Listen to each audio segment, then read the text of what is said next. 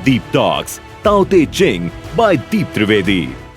अगला सूत्र है, जब नए नेता का चुनाव हो तब मदद करने का प्रयत्न मत करना, अपने धन और अनुभव से उसे मदद करने की बजाय उसे ताओ की शिक्षा से अवगत कराना। दुनिया में एक ही शक्ति काम की है और वो है सर्व की शक्ति। ये बड़ा प्यारा कंप्यूटर है, जितना भीतर आप उतारेंगे आपको मालूम नहीं है कितनी शक्ति आपके भीतर आ जाएगी। तो लाओ त्सु इस सूत्र में कह रहे हैं कि नए नेता का चुनाव हो या नए नेता का अर्थ है कोई भी नया शक्तिशाली होने की राह पे चल पड़ा हो या उसके पास शक्ति आ रही हो, तो उसको धन से या अनुभव से सपोर्ट मत करो, उसको चेताओ कि तुझे किसी भी फॉर्म में ये शक्ति आ रही है, उसका उपयोग सर्व के लिए करना है, ताओ के लिए करना है। ताओ को मत भूल जाना। चाहे आप इंजीनियर बने, चाहे सरकारी नौकर बने, चाहे कलेक्टर बने, चाहे डॉक्टर बने, चाहे कुछ भी बने, जो भी शक्ति गलती से आपको मिल रही है उसको एक ही बात कहे कि इसका उपयोग तू ताओ के लिए कर। जीवन में देने लायक और लेने लायक सिर्फ ताओ की शिक्षाएं हैं, ताओ का ज्ञान है, ताओ की क्रिएटिविटी है। देने और लेने लायक मस्ती और आनंद है। उससे नीचे स्तर पे ज़्यादा गिराए मत अपने को और गिरने मत दे, है ना। सो मेहरबानी कर कर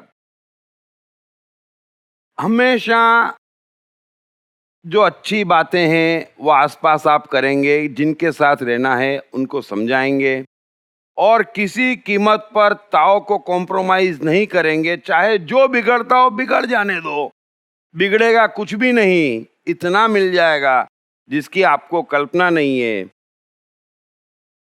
गिफ्ट में भी आप ज्ञान के अलावा किसी को कुछ मत दो, बातों में भी, विचारों में भी, जितना ताओ के संस्कारों में भी, भावों में भी, जितना हम उसके निकट रहेंगे हमारा उद्धार निश्चित हो जाएगा। अगला सूत्र है, जब शासन करने की इच्छा ही ध्येय होती है तब जितने ऊंचे आदर्श होते हैं उतने ही नीचे परिणाम आते हैं। लोगों को खुश करने का प्रयत्न कर आप उनको दुखी करने की भूमिका बांधते हैं।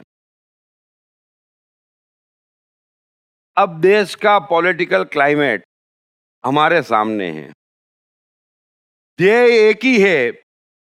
मैं तो बड़ा इंटरेस्ट लेता हूं राजनीति में क्योंकि डायरेक्टली कनेक्टेड हमारे देश से है। मुझे इस देश के वोटों का भी गणित अच्छे से मालूम है, वो कहाँ से आते, कैसे जाते, है ना। और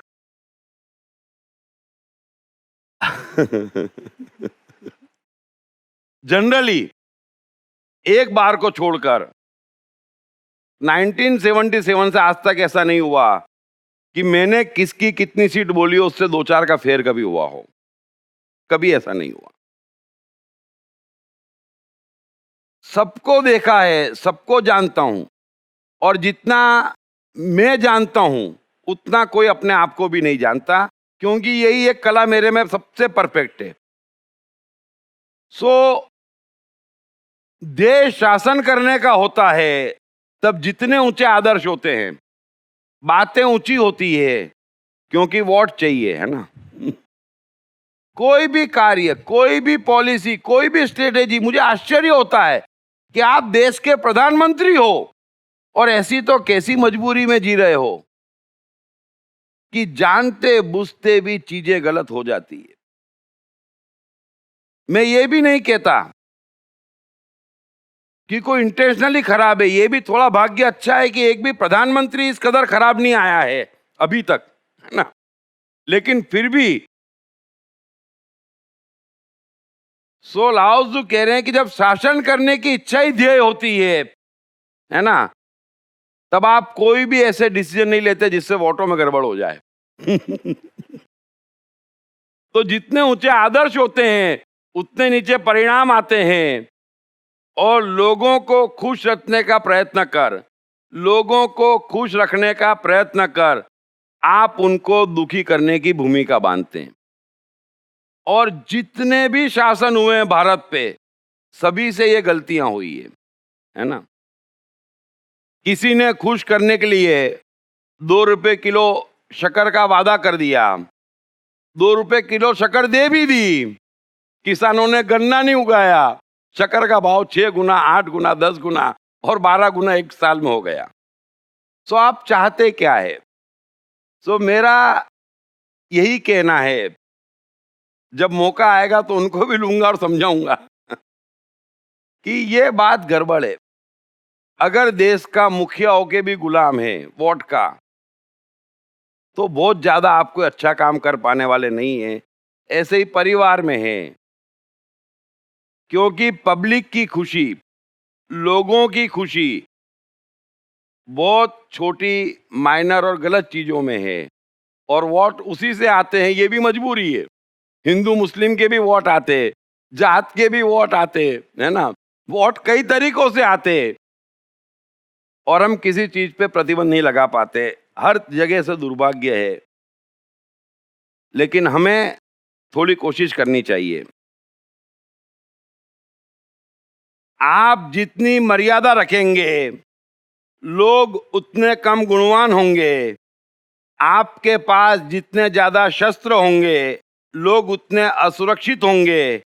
और आप जितनी ज्यादा मदद करेंगे, प्रजा उतनी ही निर्भर होगी। ये सूत्र बड़ा सीधा और साफ है, और लाओ से इस तरीके से कई बार कह चुके हैं। और इसका सीधा अर्थ ये है कि दो चीज एक साथ टिकी रहती और दोनों एक दूसरे को टिकाती। साइकोलॉजी में, संसार में एक जन्म नहीं होता, ये आपको कई बार समझा चुका। तो एक चीज दूसरे को टिकाए रखती। तो लाओ त्सु कह रहे हैं कि जितनी ज्यादा मर्यादाएं होंगी, लोग उतने कम गुणवान होंगे। अगर हम तय ही कर लेंगे, है ना, कि हम ऐसे ऐसे जिएंगे, ये अच्छा और ये पुण्य, तो आपका जो गुण है बेसिक वो मर जाएगा। आपकी जो मनुष्यता है वो मर जाएगी, क्योंकि हमारा मन पल पल है। उसके बारे में हम पहले से तय कर लें कि हम ऐसे ऐसे अपने को बनाएंगे या ऐसे ऐसे बनेंगे, तो जो हमारा नेचुरल गुण है वो मर जाता है। और हर कोई इसी में लगा है। ये बहुत ही कमाल की गलतफहमियां हैं। दरअसल तो किसी मनुष्य को ये सत्ता ही नहीं है, होना भी नहीं चाहिए। इतना सामान्य नॉलेज तो 10-20 साल जी के आ जाना चाहिए कि मन की अपनी श्रृंखला है, जिसको मादा ही नहीं जा सकता, तय ही नहीं किया जा सकता। मन हर पल नया है, और वो किस पल किस स्वरूप में आएगा ये किसी को नहीं मालूम है। इसलिए हम बांध ही नहीं सकते कि मैं सत्य बोलूंगा, या इतने बजे खाऊंगा, या ये नहीं खाऊंगा, या इतने बजे उठूंगा, या इस दिन सोमवार करूंगा, या ऐसा करूंगा। आप तय करते, मन साथ नहीं देता, नाटक करते, फिर करने का नाटक हो गया। अगर मन साथ में नहीं है तो करना ना करना सब एक बराबर हो गया। सो जितनी ज्यादा मर्यादा होगी, लोग उतने कम गुणवान होंगे। और गुण मनुष्य का एक ही है कि जो करे मन से करे, पूर्णता से करे, हृदय से करे। लेकिन ये समाज और धर्म ने सब मनुष्य को अभिनय करते सिखा दिया है। तो एक्टिंग हमारे जीवन का पर्पस नहीं है ना। एक्टर नहीं जीते, मनुष्य जीता है। तो हम एक्टिंग कर रहे हैं, काम करने की भी एक्टिंग, उठने की भी एक्टिंग, खाने की भी एक्टिंग, मंदिर जाने की भी एक्टिंग। मन साथ में नहीं है। इसलिए बाहर की सारी एक्टिंग अगर आपने हटा दी, तो हमेशा आप जो करेंगे मन आपके साथ होगा। और जितना ज्यादा जिस कार्य में मन आपके साथ में होगा, उसी मात्रा में आपके भीतर कुदरत की शक्तियां उतरना शुरू हो जाएगी। ऐसे ही कह रहे हैं कि जितने ज्यादा शस्त्र होंगे, लोग उतने असुरक्षित होंगे।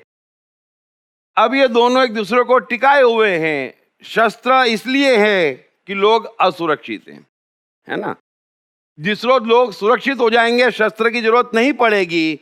और अंत में कह रहे हैं कि जितनी ज्यादा मदद करेंगे लोग उतने निर्भर होंगे। अगर पब्लिक निर्भर है ना, तो तभी दया और दान की जरूरत है। अगर पब्लिक निर्भर नहीं है तो दया और दान को जगह नहीं है। जितनी ज्यादा मदद कर रहे हैं आप, इसका मतलब आपके देश में उतने निर्भर लोग हैं। जिस देश में जितनी सब्सिडी है, उसका सीधा अर्थ है कि इस देश में अभी भी गरीबी के नीचे इतने लोग जी रहे हैं।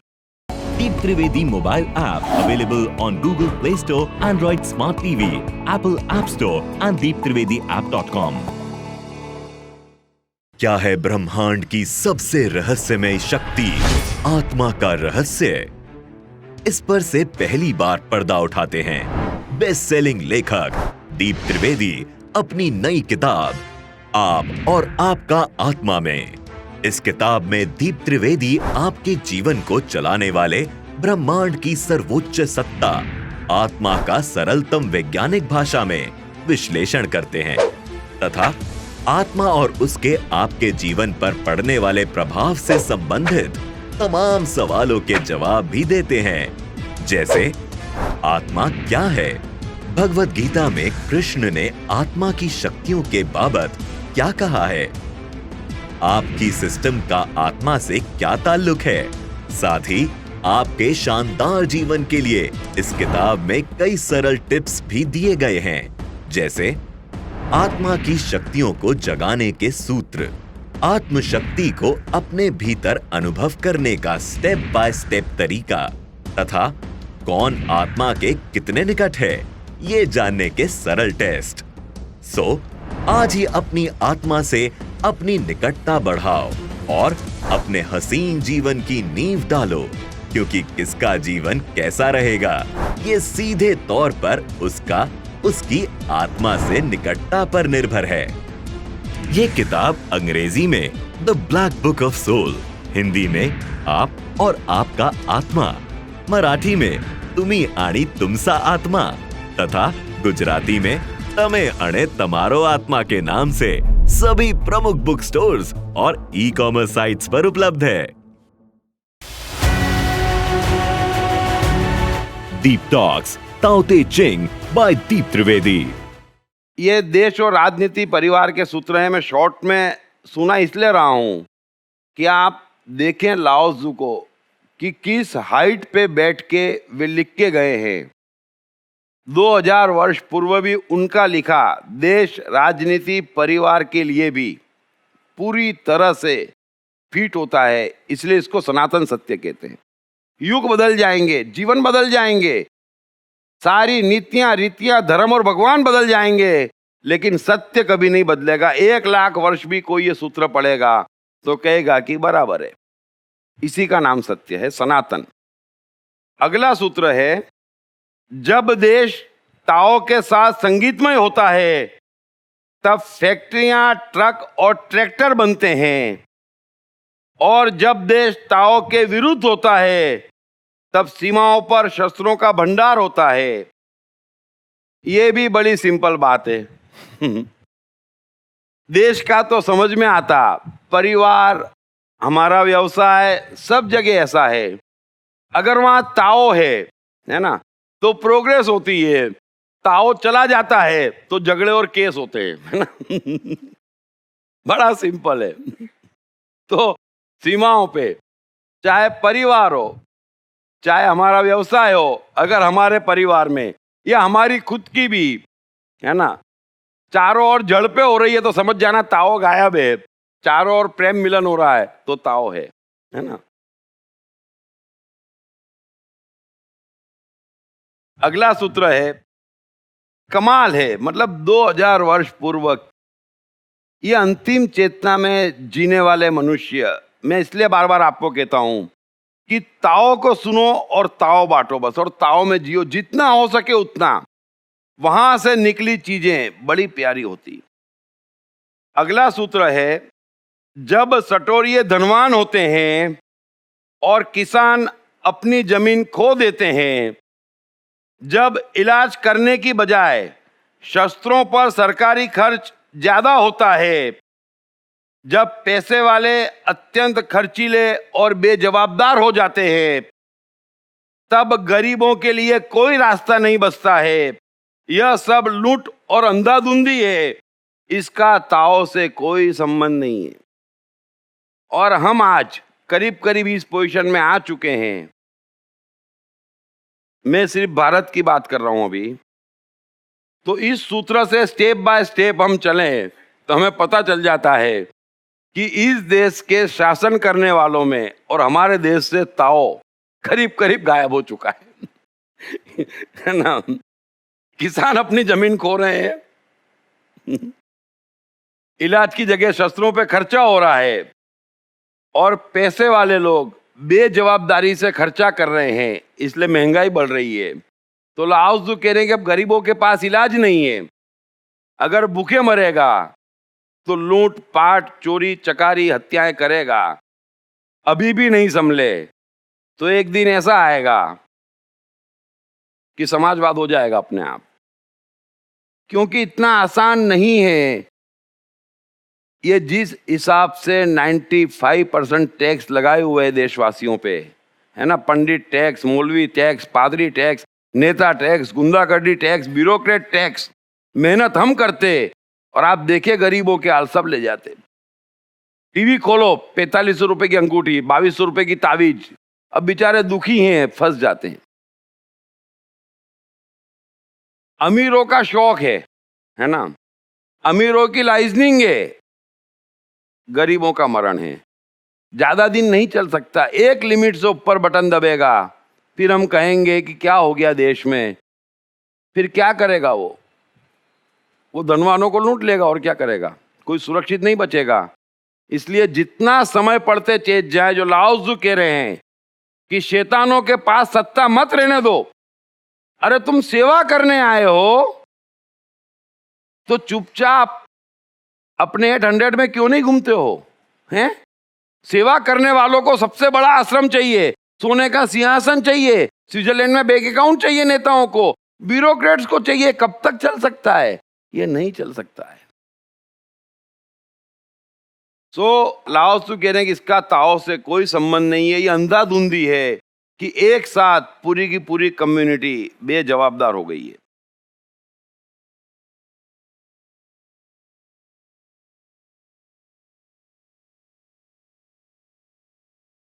ताओ को अपने जीवन में रहने दें, आप प्रामाणिक हो जाएंगे। उसको अपने परिवार में रहने दें, आपका परिवार आबाद हो जाएगा। उसको अपने देश में रहने दें, आपका देश विश्व के सर्वश्रेष्ठ उदाहरण में आ जाएगा। ताओ को विश्व में रहने दें, पूरा विश्व चमन हो जाएगा। अंत में लाओत्ज़ु कह रहे हैं कि मुझे इस बात का पता कैसे चले कि यह सत्य है या नहीं। फिर स्वयं जवाब दे रहे हैं कि अपनी अंतरात्मा में झांककर आप इस सच्चाई का पता लगा सकते हैं। सारे सत्यों की अगर कोई लेबोरेटरी है तो हमारी अंतरात्मा है, हमारा मन है, हमारा अनुभव है, और कोई दूसरी लेबोरेटरी नहीं है ना। क्योंकि ताओ भीतर, एक्सपीरियंस भीतर, जीवन भीतर, बातें निकली हुई भीतर से है और जाना उसको भीतर है। तो इस सूत्र का सीधा सार ये है कि जिसके जीवन में ताओ है वो पर्सनली आबाद है। जिस परिवार में ताओ होगा वो परिवार आबाद होगा। जिस देश में होगा देश आबाद होगा। विश्व में ताओ होगा तो विश्व आबाद होगा। लेकिन अगर यही सब चलता रहा, स्वार्थ से, बदमाशी से, 80 वर्ष का जीवन है,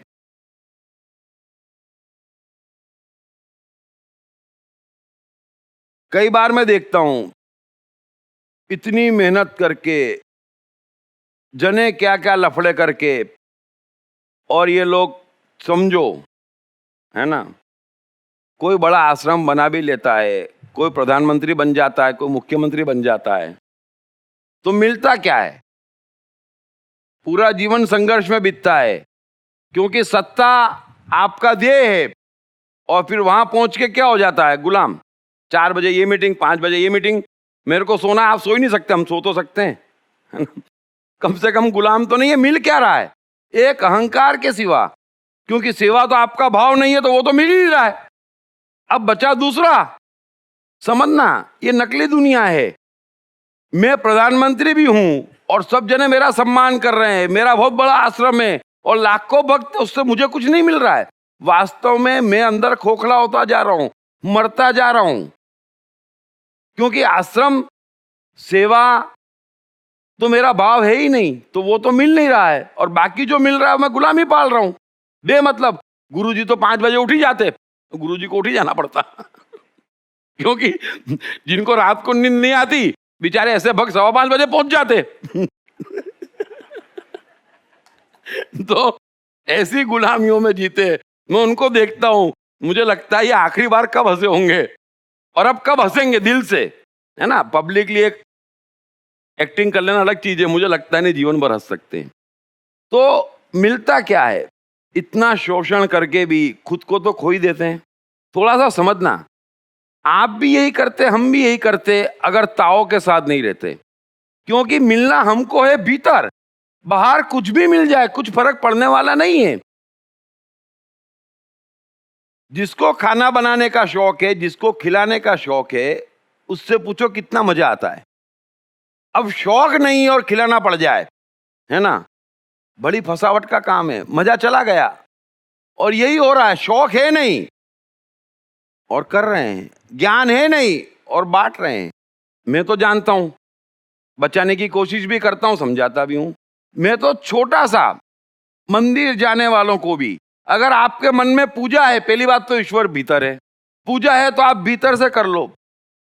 गलत आर्गुमेंट मत दो मुझे, मैं तो नहीं आने वाला चक्कर में, है ना। परंपरा है, परिवार कह रहे हैं, मान्यता है, अच्छा लगता है, चलो सब चीज मान भी लूं मैं, तो आप उस परंपरा को तो सपोर्ट कर ही रहे हो, है ना। और ईश्वर परिणाम देखता है, उसे आपकी भावना से। मैं कितनी बार कहता हूं, पहली बात तो कृत्य से धर्म का मतलब नहीं है कि हमने क्या किया शरीर से, उसको तो कोई देखता ही नहीं, उसको देखने की आदत से कारण तो फंस जाते हम। फिर बसता भाव, चलो आपका भाव भी आप मानते पवित्र है, ईश्वर कहता मुझे उससे भी लेना देना नहीं। परिणाम क्या आया? परिणाम में पंडित मजबूत हो गया, ये मंदिर बड़ा हो गया, है ना।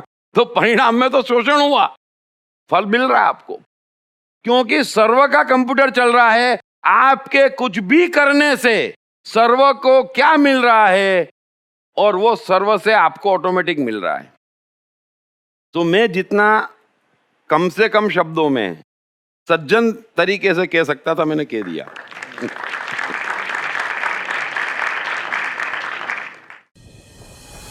खत्म हुआ इंतजार। बेस्ट सेलिंग लेखक दीप त्रिवेदी की बेस्ट सेलिंग किताब मैं कृष्ण हूं के भाग 1, भाग 2 और भाग 3 के बाद अब तैयार हो जाइए द्वारकाधीश कृष्ण के आगे के जीवन की पूरी कहानी जानने के लिए।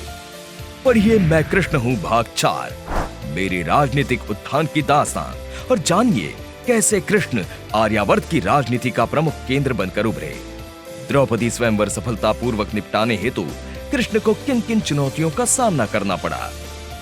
पढ़िए मैं कृष्ण हूं भाग 5, मेरे और द्वारका के संघर्षशील दिनों की दास्तान, और जानिए कृष्ण को अपनी ही बहन सुभद्रा का अर्जुन द्वारा क्यों अपहरण करवाना पड़ा। क्या भरी सभा में हुए द्रौपदी चीरहरण के दौरान कृष्ण ने द्रौपदी को अनगिनत साड़ियां दी थी। पढ़िए मैं कृष्ण हूं भाग 6, मेरे जीवन के अंतिम दिन, और जानिए कृष्ण ने महाभारत युद्ध के दौरान पांडवों का ही साथ क्यों दिया था। क्यों कृष्ण की ही प्यारी द्वारका में अधिकांश यादव आपस में लड़कर खत्म हो गए। मैं कृष्ण हूं का चौथा, 5वां और अंतिम 6ठा भाग हिंदी और गुजराती में सिर्फ atmanestore.com पर उपलब्ध है। दीप त्रिवेदी अपनी नई किताब 101 सदाबहार कहानियां में सर्वकालीन सर्वश्रेष्ठ कहानियों और चुटकुलों को और भी रोचकता प्रदान करते हुए उनके गहरे साइकोलॉजिकल और फिलोसॉफिकल पहलुओं को सार के रूप में अपने ही अनोखे अंदाज में समझाते हैं। यह किताब अंग्रेजी, हिंदी, मराठी तथा गुजराती में atmanestore.com और सभी प्रमुख बुक स्टोर्स तथा ई-कॉमर्स साइट्स पर उपलब्ध है।